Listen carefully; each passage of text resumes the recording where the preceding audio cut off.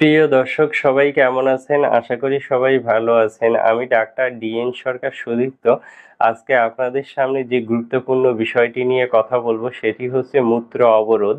যে সকল শিশু জন্মের পরে যাদের প্রস্রাব হয় না বা দীর্ঘ সময় মূত্র অবরুদ্ধ হয়ে থাকে, তো তাদের জন্য আমি একটি গুরুত্বপূর্ণ হোমিও মেডিসিনের নাম বলবো, সেটি হচ্ছে এकोनाइट 30।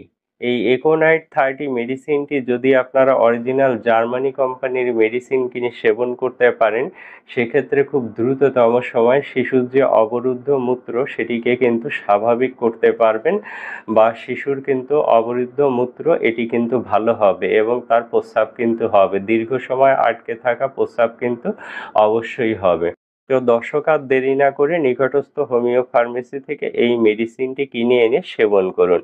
আর মেডিসিনটি সেবনের নিয়ম অত্যন্ত সোজা। আপনারা ২ ফোঁটা করে মেডিসিন সামান্য পানিতে ২ চামচ পানিতে মিশিয়ে নেবেন, দিনে ৩ বার খাবেন।